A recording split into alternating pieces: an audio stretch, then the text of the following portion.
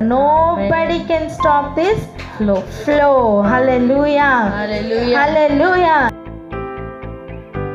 గ్రంథం 8వ అధ్యాయం మొదటి వచనం. ప్రకటన గ్రంథం 8వ అధ్యాయం మొదటి వచనం చదువుకుందాం. ఆయన 7వ ముద్రను విప్పినప్పుడు పరలోకమందు ఇంచుమించు అరగంట సేపు నిశ్శబ్దముగా ఉండెను. పరలోకమంతా ఎలా ఉండిందట? నిశ్శబ్దంగా ఉండిందట. శబ్దం ఏమీ లేకుండా అంతా సైలెంట్ అయిపోయిందంట. పరలోకం ఎప్పుడు కూడా దాని అర్థం ఎల్లప్పుడూ కూడా గాన ప్రతిగానాలతో ఎప్పుడు కూడా ఉల్లాసంగా ఉత్సాహంగా ఉంటుంది కదా. పరలోకంలో ఎప్పుడు ఆనందమే ఉంటుందని మనం ఆలోచిస్తూ ఉంటాం కదా. ఆయన సన్నిధిలో ఎప్పుడు కూడా ఎలా ఉంటుంది అని మనం ఊహించుకుంటాం. కానీ అక్కడ ఉన్న పరిస్థితి ఒకసారి చూడండి. ఒక అరగంట సేపు, ఎంతసేపు? ఇంచుమించు అరగంట సేపు నిశ్శబ్దముగా ఉండిందట. చూడండి, ఎక్కడైనా సరే ఒక ఇల్లు కానీ, ఒక సభ కానీ, లేదా ఒక ఇన్స్టిట్యూషన్ కానీ, ఏదైనా సరే ఒక గవర్నమెంట్ ఆఫీస్ కానీ, ఇలా మనం ఆలోచన చేస్తున్నప్పుడు ఎవరైనా మొత్తం అందరూ కూడా ఒక అరగంట సేపు ఏమీ మాట్లాడకుండా అలా కామ్ అయిపోయారంటే అక్కడ ఏదో సీరియస్ ఇష్యూ జరిగిందనే కదా. అంటే మాట్లాడటకి ఇంకేమీ లేకుండా చాలా ప్రాముఖ్యమైన ఒక పరిస్థితి ఏదో రాబోతుందనో, లేకపోతే వారికి ఏదో గ్రహించారనో, లేదా ఏదో ఒక కామ్నెస్ అందరిలోనూ కూడా అలా నిశ్శబ్దంగా అయిపోయారు అంటే అక్కడ పరిస్థితి ఎలా ఉంటుందో ఒకసారి ఆలోచించండి. అలాంటిది పరలోకం అంతా కూడా నిశ్శబ్దం. ఎక్కడ చూసినా నిశ్శబ్దం. నేను అంటాను, పరలోకం అంతా కూడా ఒక స్టేడియంలో కూర్చున్న ఆడియన్స్ వలె ఉంటే, ఆడియన్స్ అందరూ శబ్దం లేకుండా నిశ్శబ్దంతో ఒక అరగంట సేపు ఉండిపోతే ఎలా ఉంటుందో ఆలోచించండి. ఒక ప్లే గ్రౌండ్ భూమి అనుకోండి, దాని చుట్టూ కూర్చున్న ఆడియన్స్ ప్లేస్లో మొత్తం పరలోకాన్ని పెట్టుకోండి. ఇప్పుడు ఆలోచించండి,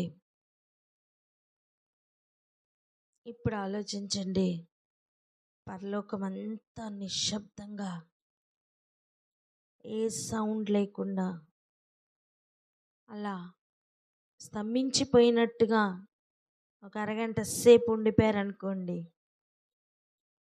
ఎలా ఉంటుంది ప్రపంచం అంతా? అలా అయిపోయిందట. ఈ లోపల దేవుని ఎదుట నిలుచు 7 దూతలు వచ్చారట. వారికి 7 బూరలు ఇచ్చారట. వారికి ఏమి ఇచ్చారట? 7 బూరలు ఇచ్చారటండి.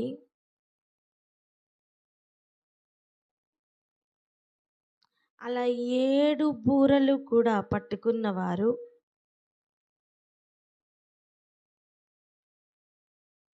ఆ 7 బూరలు పట్టుకున్నవారు ఇక ఊదడానికి సిద్ధపడుతున్నారట. ఎందుకు పరలోకం అంత నిశ్శబ్దమైపోయింది?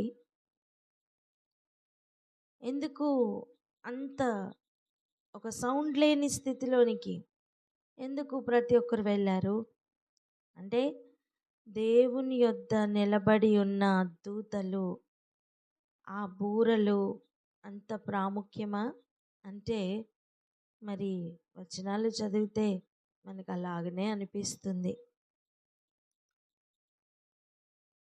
పరలోకమంతా ఇలా ఉంటుండగా బూరలు ఊదడానికి సిద్ధపడిన వారు దూతలు, వారు కూడా వస్తుండడానికి ముందు ఒక కార్యం జరుగుతూ ఉంది. దాన్ని ఈరోజు మనం చూద్దాం. చూడండి, 8వ అధ్యాయం 2వ వచనం, 3వ వచనం, 4, 5 వచనాలు చదువుదాం. 2, 3, 4, 5 వచనాలు.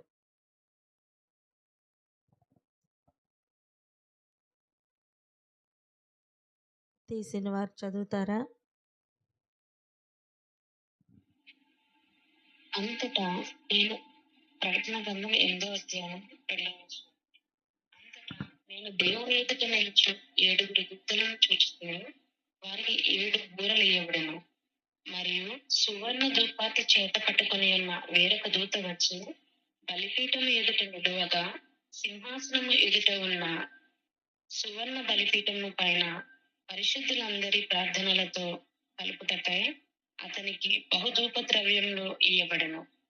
అప్పుడు ఆ ధూప ద్రవ్యములు పొగ పరిశుద్ధుల ప్రార్థనలతో కలిపి దూత చేతిలో నుండి పైకి లేచి దేవుని సన్నిధికి చేరెను. ఆ దూత ధూపార్తిని తీసుకుని బలిపీఠము పైన నిప్పులతో దానిని నింపి భూమి మీద పడవేయగా ఉరుములు, ధ్వనులు, మెరుపులు, భూకంపమును కలిగెను. హల్లెలూయా, హల్లెలూయా. ఇప్పుడు చూడండి, అలా ఒక నిశ్శబ్దం. ఎందుకు అట అంత నిశ్శబ్దం ఎందుకు పరలోకంలో మెయింటైన్ అయింది అంటే, ఈ లోపల ఏం జరిగింది? దేవుని ఎదుట నిలుచు 7 దూతలు వచ్చారట. వారికి 7 బూరలు ఇవ్వబడ్డాయి. ఆ బూరలు వారు ఒక్కొక్కటి ఊదడానికి వారు సిద్ధమవుతున్నారు. ఆ బూరలు వాళ్ళు ఒక్కొక్కటి ఊదడానికి సిద్ధమవుతున్నారు. అలాంటి సమయం సువర్ణ ధూపార్తి పట్టుకొని ఇంకొక దూత బలిపీఠము ఎదుట నిలవగా, సింహాసనం ఎదుట ఉన్న సువర్ణ బలిపీఠం పైన పరిశుద్ధులందరి ప్రార్థనలతో కలపడానికి అతనికి బహుధూప ద్రవ్యములు ఇవ్వబడ్డాయట. ధూపం అంటేనే ప్రార్థనతో పోలిక ఉంది కదా. ధూపవేదిక మీద నిప్పులు ఉంటాయి. ఆ నిప్పుల మీద ధూపం వేయడానికి మోషే కాలంలో దేవుడు కొన్ని ఇన్స్ట్రక్షన్స్ ఇచ్చారు. ఎప్పుడు కూడా ధూపం వెయ్యాలి అంటే దీపం వెలిగిస్తున్న సమయం ధూపం వెయ్యాలి అని. మరలా దీపం సవరించాలన్నా ధూపం వెయ్యాలని. దీప వెలుగులో ధూపం ఉండాలి, ధూప పొగలో దీపం ఉండాలి. గ్రహిద్దాం. ధూప పొగలో దీపం వెలుగుతూ ఉండాలి, దీప వెలుగులో ధూపం యొక్క పొగ నిండుకుని ఉండాలి. ఎందుకండి ఇవన్నీ నేర్పించారు? ఎందుకు నేర్పించారు? పరలోకంలో నిజస్వరూపం ఉంటే భూమి మీద ఒక ఛాయాచిత్రం, లేదా ఒక ప్రతిబింబం వంటి కార్యాలను దేవుడు భూమి మీద నేర్పించారు. పెద్ద అయిన తర్వాత పిల్లలు నిజంగా వంటగదిని హ్యాండిల్ చేస్తూ ఆ స్టవ్ కానీ అక్కడ ఉన్న కిచెన్ ఐటమ్స్ కానీ అన్నీ హ్యాండిల్ చేసి అన్నిటినీ కూడా వారు వినియోగించి ఆహారం సిద్ధపరచుకోవడానికి కానీ దేనికైనా సరే వారు రెడీ అవ్వడానికి ముందు చిన్న వయస్సులో తల్లిదండ్రులుగా మనం లేదా ఫ్రెండ్స్గా లేదా చుట్టాలుగా చిన్నపిల్లలకి ఏదైనా గిఫ్ట్ ఇవ్వడానికి కానీ మనం ఏం ఆలోచిస్తాం? ఆడపిల్లలైతే ఒక కిచెన్ సెట్ ఏదైనా ఇవ్వడానికో అట్లా ఎందుకు చూస్తాం? ఈవెన్ పిల్లలు కూడా వాటితో ఆడుకుంటూ ఉంటారు. దాంట్లో ఏదో వండినట్టు, ఏదో పోసినట్టు, అందరికీ వడ్డించినట్టు, వారు తిన్నట్టు వారు ఆడుకుంటారు. ఎందుకు ఆడుకుంటారండి? ఎందుకు ఆడుకుంటారు? వారి దగ్గర సిలిండర్ ఉంటుంది కానీ గ్యాస్ ఉండదు, స్టవ్ ఉంటుంది కానీ అగ్ని రాదు. బొమ్మలు ఉంటాయి, ఎల్లో కలర్లో, రెడ్ కలర్లో బొమ్మలు ఉంటాయి, ఫైర్ బొమ్మలు ఉంటాయి కానీ యాక్చువల్గా అది ఫైర్ కాదు. హానికరమైనవి వారి చేతికి ఇవ్వకుండా అలవాటు చేస్తున్నారు. గ్రహిద్దాం. పరలోకంలో ఉన్నట్టుగా అదే నమూనాలో ఇక్కడ అలవాటు చేయడానికి అనేక విషయాలు ప్రత్యక్ష గుడారాన్ని దేవుడు అలవాటు చేశారు. దురదృష్టం ఏంటంటే అది ఆచారంగా మారిపోయింది కానీ దాని యొక్క వెనుక ఉద్దేశము మిస్ అయిపోయింది. ప్రత్యక్ష గుడారంలో స్ట్రక్చరల్గా చెప్పినవన్నీ వాటి యొక్క ప్రాముఖ్యమైన ఉద్దేశము మిస్ అయిపోయింది. ఏ బలి అయితే అర్పించి ప్రాయశ్చిత్తం చేయమన్నారో అది అలవాటుగా మారిపోయింది. బలి అర్పించడానికి తీసుకొని రావాల్సిన జంతువు అది ఏదైనా సరే, పక్షి కావచ్చు, దూడ కావచ్చు, కోడి కావచ్చు, ఏదైనా సరే అది ఇంటి నుండి తేవలసినది వెసులుబాటు కలిగిస్తూ యాజకులు అక్కడే అమ్ముతూ, ఎక్కడ? మందిరం దగ్గరే అమ్ముతూ అదొక ఆచారానికి అంటగట్టి దాని లోపల ఉన్న ఆ ఫీల్ పోగొట్టుకున్నారు. దాని ముఖ్య ఉద్దేశం ఏంటి? ఇక మరలా పాపము చేయకుండా హృదయం లోపల నుంచి ఒక పశ్చాత్తాపం అనేది రాకుండా వారి హృదయాలు ఆచారం మేము చేస్తున్నాం కదా అన్నట్లుగా మరలా గ్రాంటెడ్ ఫర్ లాగా పాపమునకు మళ్ళీ పరిగెడుతున్న పాదములుగా మారిపోయాయి. జీవితంలో మార్పు లేకుండా బలులు మాత్రం అర్పించుకుంటూ వాక్యం గ్రహింపులోనికి రాకుండా అవి ఆచారాలుగా ధర్మశాస్త్రంను కూడా మార్చుకొని భయంకరమైన స్థితిలోనికి వెళ్ళిపోయిన ప్రజలను చూసి వాటి యొక్క ముఖ్య ఉద్దేశం ఏమిటో మిస్ అయిపోయిన కాలంను చూసి ప్రభు ఒక నూతన పద్ధతిలో, నూతన శైలిలో యేసు ప్రభు కదిలేరండి.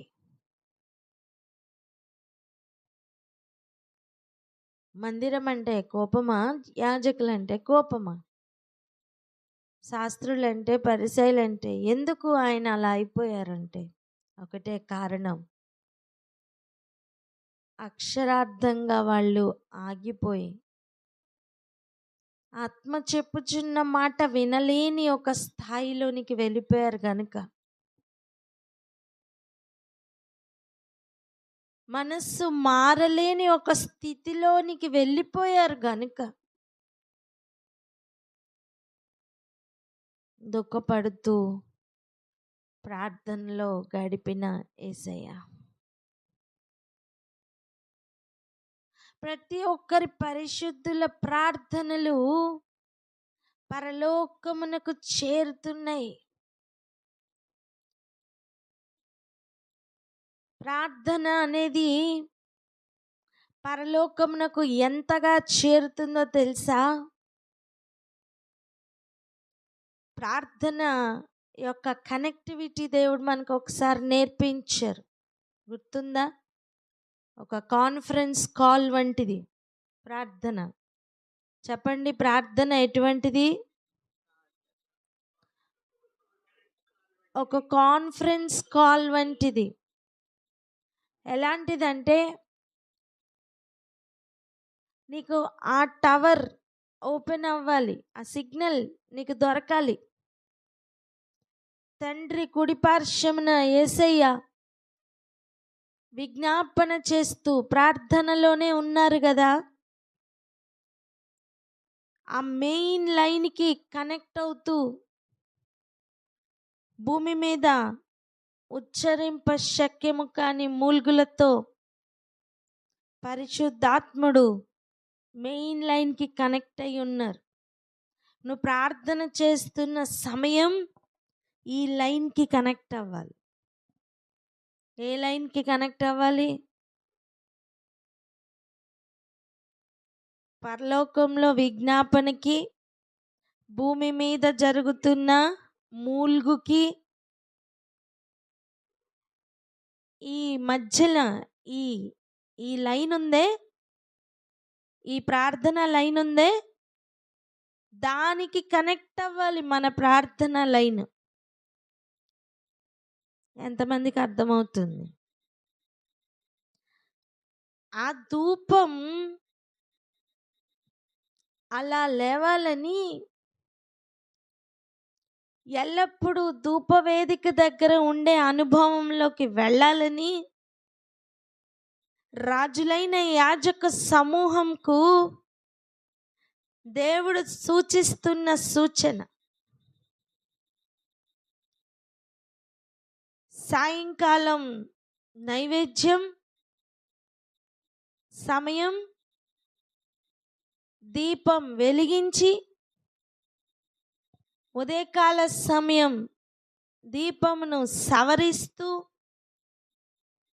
అన్ని సమయాల్లోని కూడా ధూపము వేస్తున్న అనుభవాలు ఎందుకు? ప్రార్థన వాక్యం సైమల్టేనియస్గా నడవాలని. ప్రార్థన వాక్యం సైమల్టేనియస్గా నడవాలని. హల్లెలూయా, హల్లెలూయా, స్తోత్రమయ్యా. Thank you Jesus.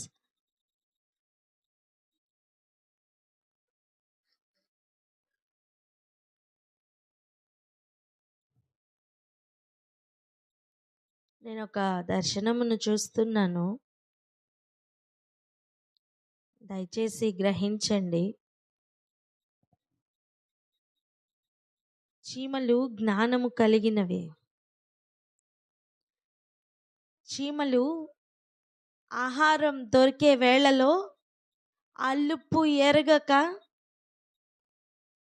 తెచ్చి వాటి గూళ్ళల్లో లేదా వాటి పుట్లల్లో అవి దాచుకుంటూ ఉంటాయి. అవి తిరగలేని సమయం కొరకు అవి తిరిగే సమయంలోనే కష్టపడి కూర్చుకుంటాయి. కాలములు, సమయములు అన్నీ కూడా దర్శనముల నెరవేర్పు కొరకు పరుగులు పెడుతున్నాయి. పెళ్లి కుమార్తె సంఘం తన్ను తాను సిద్ధపరచుకోవలసిన సమయం ఇది. ఏది పెట్టుకోవాలో, ఏ అలంకరణ పెట్టుకోకూడదో పెళ్లి కుమార్తెకి తెలియాల్సిన సమయం ఇది. వాక్యం దేని జత దాని దగ్గర ఉంటుంది. అవి ఆత్మ మూలమునే తప్ప అక్షర మూలముగా దాన్ని గ్రహించుట సాధ్యం కాదు. చీమల వలె జ్ఞానము కలిగి అవన్నీ కూర్చుకొని పెళ్లి కుమార్తె సంఘం సిద్ధపడవలసిన సమయంలో మనం ఉన్నాం. సమయము పోనీయక సిద్ధపడదాం. ఒకరితో ఒకరు చెప్పండి, సమయము పోనీయక సిద్ధపడదామని.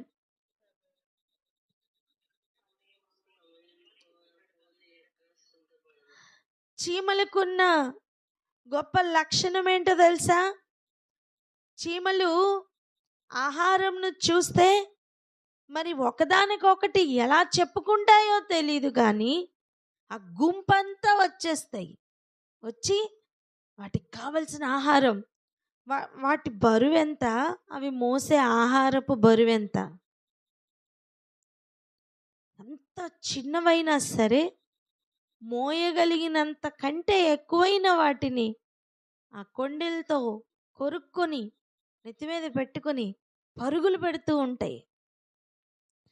నేనే మోయాలి లేదా నేనే కొరకాలి ఇటువంటివి ఏమి ఉండవండి. వాటి యొక్క ముఖ్య లక్షణం ఒక్కటే, ఏంటి? ఇక్కడ దొరికిన ఆహారం నా గూట్లో ఉండాలి, ఇక్కడ దొరికిన ఆహారం మన ప్రదేశాల్లో ఉండాలి. పట్టుకుని వెళ్ళడమే, కొరుక్కొని తీసుకుని వెళ్ళడమే, కావలసినంత ఆహారాన్ని సమకూర్చుకోవడమే వాటి పని. వాటికి నాయకుడు లేడు. ఆటంకాలు ఎన్నో వస్తాయి. ఒక దారి మూసుకుని పోతే అవి ఏమి ఆగవు. ఇంకొక దారిలో నుంచి ఆహారాన్ని వెతుక్కుంటూ వెళ్ళిపోతాయి. ఎట్టి పరిస్థితుల్లో మీరు ఎక్కడన్నా దాయండి, వాటి దృష్టి మొత్తం ఆహారం మీదనే పెడతాయి.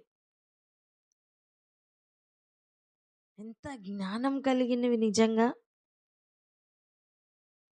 అలా ఎన్ని ఆటంకాలు వచ్చినా పెళ్లి కుమార్తె సంఘం తన్ను తాను అలంకరించుకొనుటలో ఏ అలంకరణ కావాలి, ఏ అలంకరణ వద్దు అని ఒక జ్ఞానంతో వ్యవహరించవలసిన సమయంలో మనం ఉన్నాం.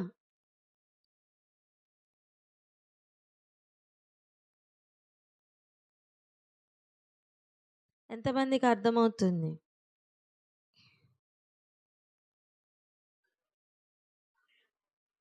హల్లెలూయా, హల్లెలూయా.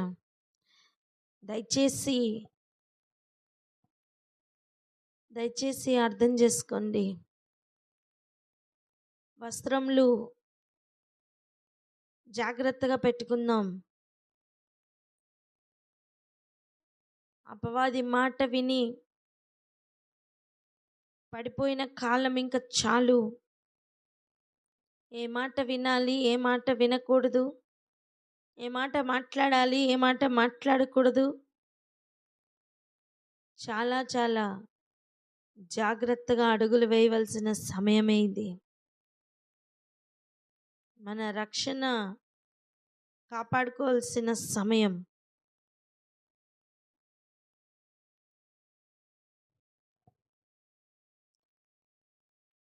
పరలోకంలో సువర్ణ ధూపార్తి చేత పట్టుకుని ఒక దూత బలిపీఠం ఎదురుగుండా నిలవగానే సింహాసనం ఎదుట ఉన్న సువర్ణ బలిపీఠం పైన పరిశుద్ధులందరి ప్రార్థనలతో కలపడానికి అతనికి ధూపద్రవ్యములు ఇయ్యబడుతున్నాయి. దేంతో కలపడానికి? పరిశుద్ధుల ప్రార్థనలతో కలపడానికి. ఈ హాట్ లైన్కి, లేకపోతే ఆ కాన్ఫరెన్స్ లైన్, ఏ లైన్ అండి? అక్కడ విజ్ఞాపన, ఇక్కడ మూల్గు జరుగుతున్న ఆ లైన్కి కనెక్ట్ అవ్వకుండా విస్తరించి మాట్లాడుట వలన నా ప్రార్థన వినిపిస్తుంది అనుకుంటూ అన్యజనుల వలె బయట ఉండుటకు కాదు, పరలోకమందున్న మా తండ్రి అంటూ ఆ హాట్లైన్కి కనెక్ట్ అవ్వడానికి ప్రభు శిష్యులుగా ప్రార్థన అనే ఆ హాట్లైన్కి కనెక్షన్ ఇచ్చారు. ఆ ధూపంతో ప్రతి ప్రతి ప్రార్థన పరమునకు చేరడానికి అవకాశం దేవుడు ఇచ్చారు. ప్రతి విజ్ఞాపన చేరడానికి దేవుడు అవకాశం ఇచ్చారు. ప్రతి విన్నపం ఆయనకి చేరడానికి అవకాశం ఇచ్చారు. అన్ని పరిశుద్ధుల ప్రార్థనలు కలెక్ట్ చేయబడుతున్నాయి. చెప్పండి, ఏమి చేయబడుతున్నాయి? అన్ని పరిశుద్ధుల ప్రార్థనల్ని కలెక్ట్ చేస్తున్నారండి. దేనికో తెలుసా? దేనికో తెలుసా? వాటన్నిటినీ అప్పుడు ఆ ధూప ద్రవ్యముల పొగ, 4వ వచనం, పరిశుద్ధుల ప్రార్థనలతో కలిసి. ధూప ద్రవ్యముల పొగ దేంతో కలిసింది? పరిశుద్ధుల ప్రార్థనలతో కలిసి. దూత చేతిలో నుండి పైకి లేచి దేవుని సన్నిధిని చేరాయట. ఆ దూత ధూపార్తి తీసుకొని చేస్తున్న కార్యం, బలిపీఠం పైనున్న నిప్పులతో దానిని నింపి భూమి మీద పడవేయగా ఉరుములు, ధ్వనులు, మెరుపులు, భూకంపమును కలిగేయట.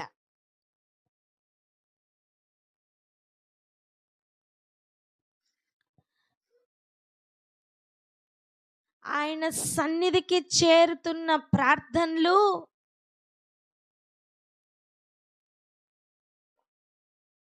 ఆయన సన్నిధికి చేరుతున్న ప్రార్థనలు తిరిగి రిటర్న్ వస్తుంటే మామూలుగా రావండి. అవి బలిపీఠం పైన ఉన్న నిప్పులతో కలిపి భూమి మీద పడవేస్తారు. ఆ రిటర్న్ ఎలా ఉంటుంది? అది జవాబు అనుకోండి, ప్రతీకారం అనుకోండి, ఇక ఇతరది ఏదైనా అనుకోండి. ఉరుముల ధ్వనులు, మెరుపులు, భూకంపం కలుగుతాయి. పలకన్నమాట.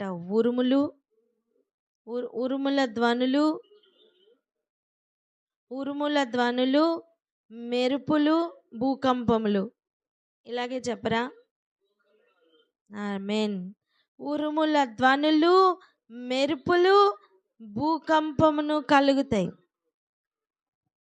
హల్లెలూయా, హల్లెలూయా. ఒక మాట చెప్పనా? ఉరుముల ధ్వనులలో నుండి ప్రభు మాట జవాబు వినిపిస్తుంది. మెరుపులు, అపవాది కట్టిన కట్లన్నీ తెగిపోయి వాడు కూడా వాని ప్లాన్స్తో పాటు మెరుపు వలె పడిపోతాడు. భూకంపములు, భూమి బద్దలైనంతగా దాని జవాబు చొచ్చుకొని వెళ్తుంది. ప్రస్తుత కాలంలో మాత్రమే. కానీ ఆ సమయం, ఏ సమయం? 7 దూతలు నిలబడి ఉన్న సమయం ఉందే, అప్పుడు మాత్రం భూమి ఆ పూర్తి పవర్ని చూడబోతుంది, రుచి చూడబోతుంది.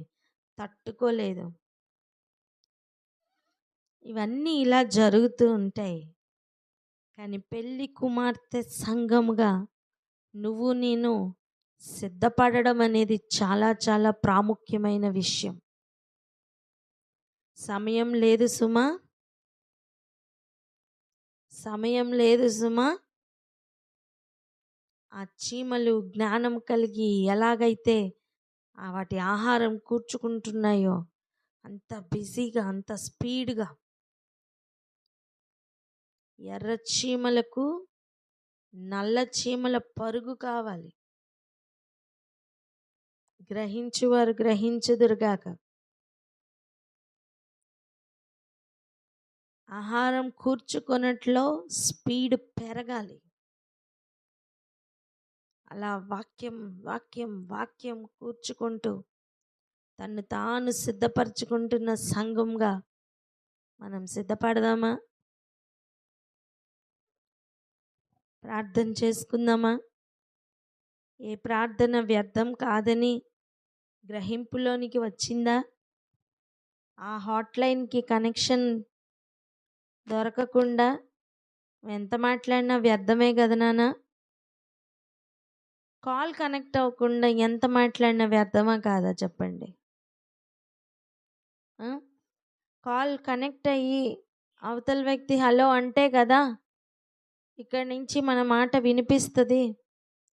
కాల్ కనెక్ట్ అవ్వకుండా ఎంత మాట్లాడినా వ్యర్థమే.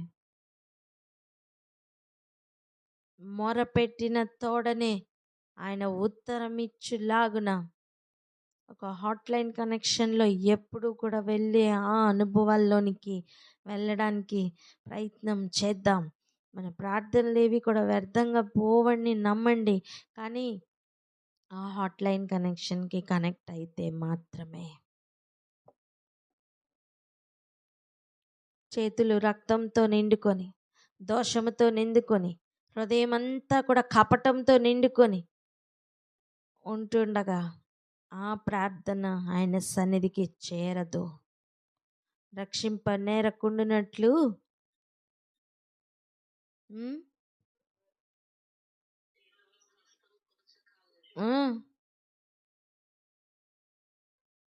విననేరకుండునట్లు.